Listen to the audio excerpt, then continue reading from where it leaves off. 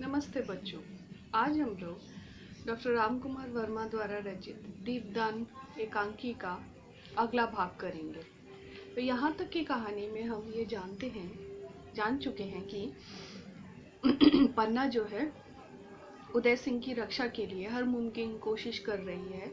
सोना उसे अपने साथ दीपदान का उत्सव देखने के लिए और अपना नाच देखने के लिए ले जाना चाहती है, क्योंकि उसे वनवीर ने भेजा था ताकि वो उदय सिंह को अपने साथ ले जा सके। पर पन्ना जो है उनके षड्यंत्र को भांप गई थी, इसीलिए उसने सोना को इधर उधर की बातों में घुमाकर भेज दिया।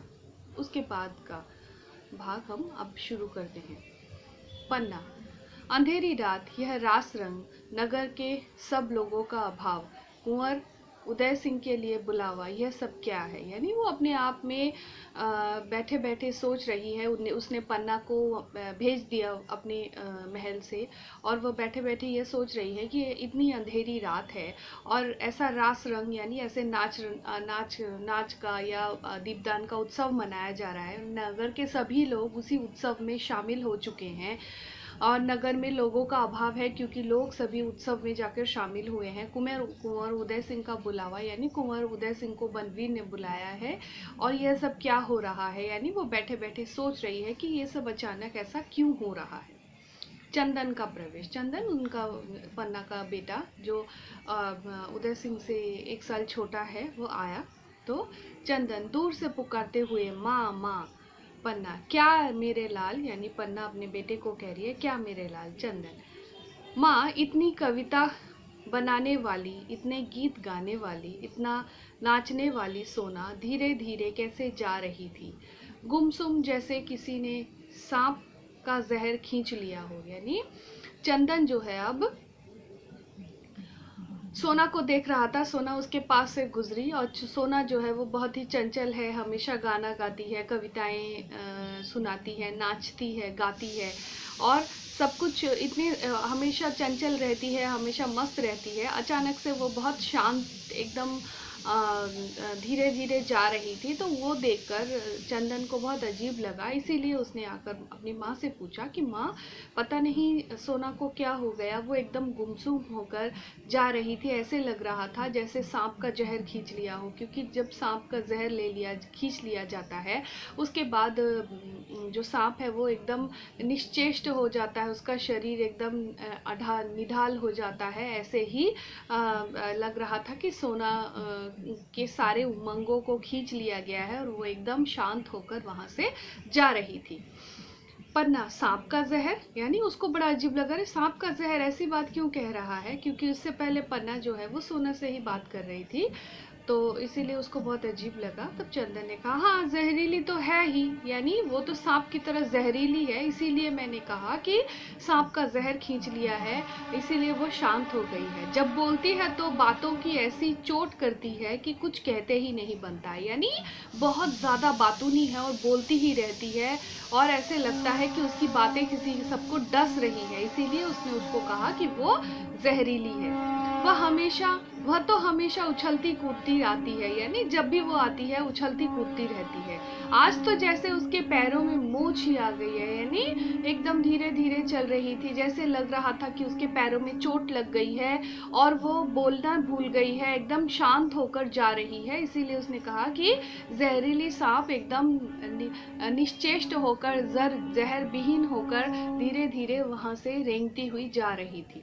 तो पन्ना आई थी कुंवर को बुलाने, अपना नाच दिखलाने, यानी पन्ना जो है अब उदय सिंह को ले जाने की बात चंदन को बताती है कि वो अपने साथ अपने उदय सिंह को लेने आई थी, मैंने कुंवर को नहीं जाने दिया तो बुरा मान गई, यानी मैंने उसकी बात टाल दी, इसीलिए उसको बहुत बुरा लग गया, इसीलिए वो बुरा मानकर चला गया। चंदन, हाँ माँ, कुछ दिनों से कुंवर हमारे साथ नहीं खेलते, यानी चंदन भी अब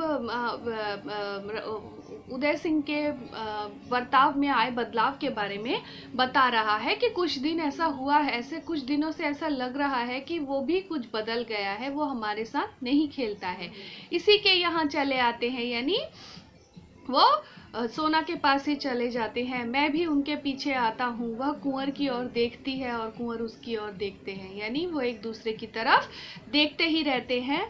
कहते तो कुछ नहीं, बस देखते हैं, यानी कुंवर उनकी तरफ देखते हैं और सोना कुंवर की तरफ देखते रहते हैं। बस बातें नहीं करते, बस एक दूसरे को देखते ही रहते हैं।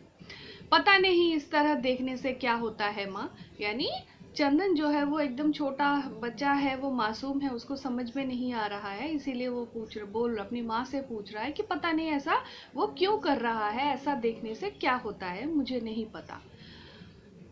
पन्ना, कुछ नहीं, लोग देवता के दर्शन करते हैं ना तो उन्हें आनंद मिलता है। यानी माँ जो है वो बात को टाल रही है, बात को किसी और बात पे घुमा रही है, इसीलिए कहती है कि हम भी तो, लोग जो हैं वो भगवान को, देवता को देखते हैं और क्यों देखते हैं, क्योंकि उनको देखने से आनंद मिलता है। मैं कुंवर से कह दूंगी कि वे भी देवता की तरफ देखा करे, सोना की तरफ नहीं। यानी अब मैं उदय सिंह को बोल दूंगी कि वो भी भगवान की तरफ ही देखे, तो सोना की तरफ ना देखे, क्योंकि भगवान की तरफ देखने से आनंद मिलता है। चंदन, तो सोना बुरा ना मान जाएगी माँ?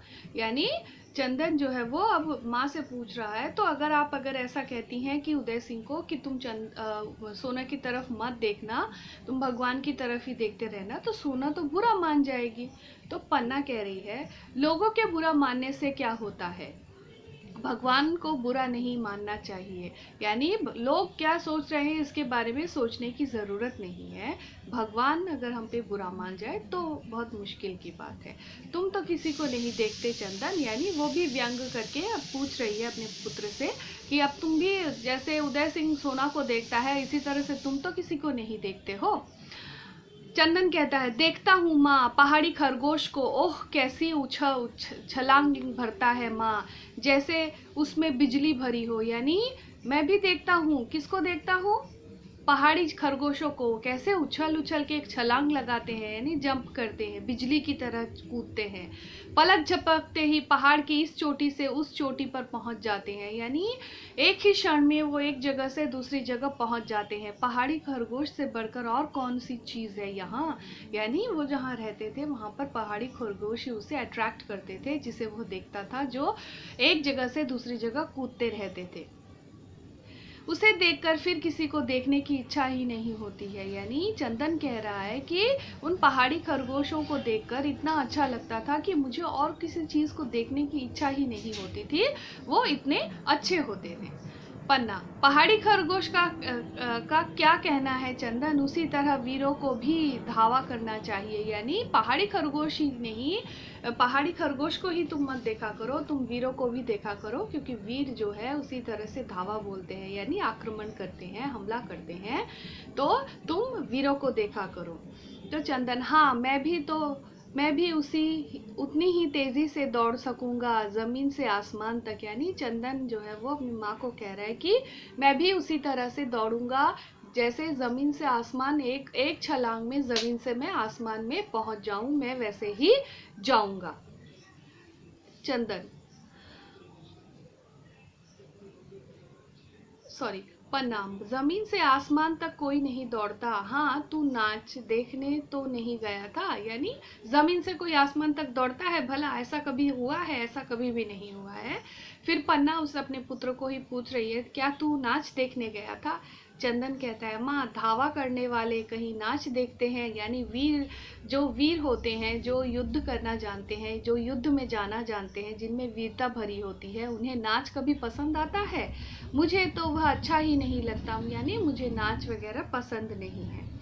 हाँ, कुंवर को अच्छा लगता है। कुंवर कहाँ है माँ? यानी कुंवर को नाच गाना, उत्सव, इन सब चीज़ों में उसका बहुत मन है। तो वो फिर पूछ रहा है कि माँ, कुंवर कहाँ है? माँ कहती है, पन्ना कहती है, रूठ कर सो गया है, यानी वो नाराज होकर सो गया है। तो चंदन फिर पूछ रहा है, क्यों, भोजन करने में उन्होंने भोजन कर लिया है? यानी क्या भोजन के लिए वो नाराज हो गया है? क्या उसने भोजन कर लिया है? पन्ना फिर कह रही है, नहीं, वह कुंवर तुम्हारे उठाने से ना उठेंगे, तुम भोजन कर लो, मैं थोड़ी देर बाद उन्हें उठाकर बहलाकर भोजन करा दूंगी। यानी तुम उसको उठाने जाओगे तो वो उठेंगे नहीं, भोजन की वजह से, वो खाना खाने की वजह से वो नाराज़ नहीं हुए हैं, और तुम्हारे उठाने से भी वो नहीं उठेंगे।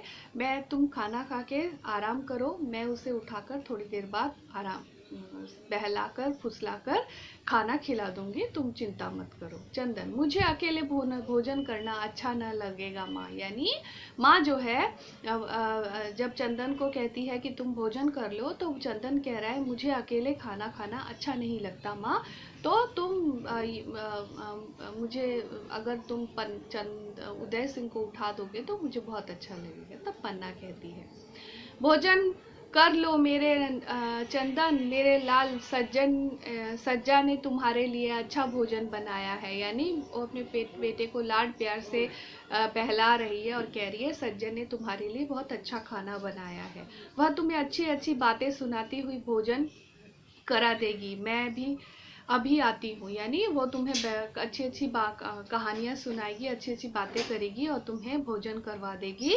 तो तुम जाओ, पहले खाना खा लो, मैं थोड़ा सा काम निपटा कर आती हूँ। तुम्हारी माला टूट गई थी, उसी को ठीक कर रही हूँ, बस थोड़े दाने और रह गए हैं। यानी तुमने जो माला पहनी थी पहले, वो टूट गई है, उसे मैं ठीक करके, उसके थोड़ी सी मोतियाँ उसकी रह गई हैं, मैं उसे ठीक करके अभी आती हूँ।